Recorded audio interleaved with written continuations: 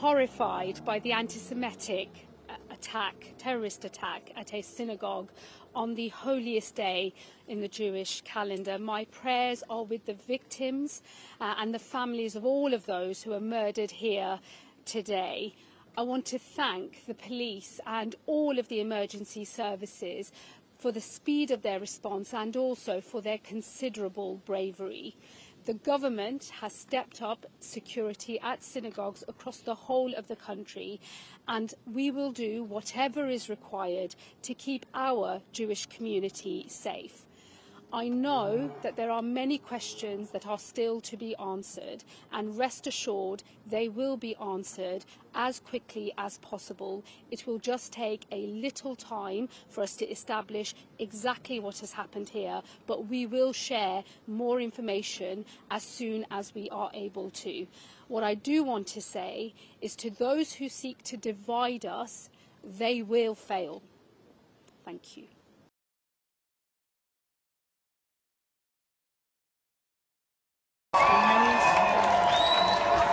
I'm just here, it's Saturday afternoon at a protest, a peaceful protest outside of a Sainsbury's store here in central Birmingham, and it's 3:30 and the store has actually just shut as a result of the peaceful protest. That's about 4.5 hours worth of business that Sainsbury's is losing for supporting goods from the Israeli settlements which are illegal under international law. So we're calling on Sainsbury's and all other stores to trade settlement goods that they stop doing so that they do not support people who have broken international law. Through a huge response today, just here in central Birmingham. It's incredible to see, and the passion here of all of the people campaigning is incredible to see.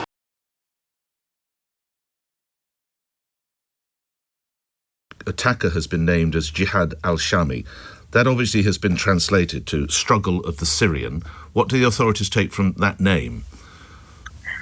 Oh, well, I mean, I was very surprised to discover that name myself. Actually, as a Muslim, I've never heard someone being called Jihad, but it is the name that he was born with. That has always been his name. He was not somebody that's not to use it. That's not a nom de guerre, as they would say in France. That is what the man has always been as a child who grew up with this name to become the adult that took the attack. Is that right? It is my understanding that is the name he was born with. It is not a name that was adopted later in life or changed recently. That is his name from birth, and it is certainly the name that we have on the records that we have for him.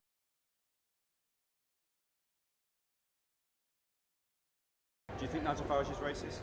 I think that Nigel Farage is actually almost worse than that. I think he knows exactly what he's doing. I think he's being extremely cynical. He knows that with some of the policies he's put forward, which are on indefinite leave to remain, for example, immoral and in my view extreme, he is sending that dog whistle to every racist in the land, but he wants to retain some respectability for himself whilst he does it, and that's what we're challenging. Do you think he is racist himself?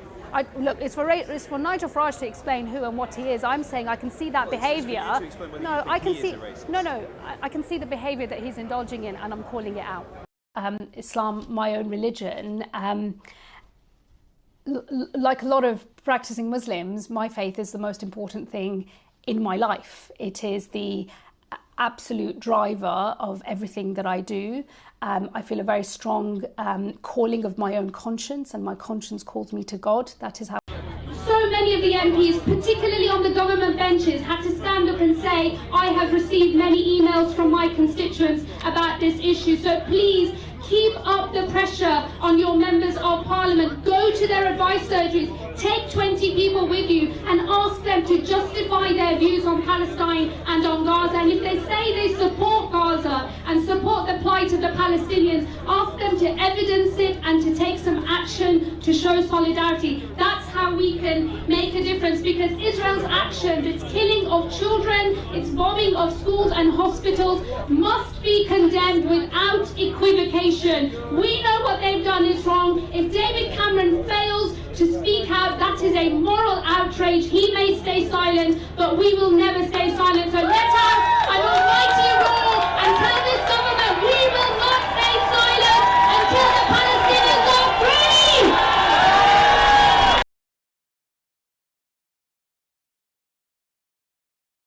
And then let me just say finally, As somebody who's of an ethnic minority background myself, I do not stand for any differential treatment before the law for anyone of any kind, and there will never be a two-tier sentencing approach under my watch or under this Labour government. You know, the people that you see holding the English flag most of the time down my neck of the woods will be the EDL, and they are white and they are male and they're bad people and they want to divide our communities from one another.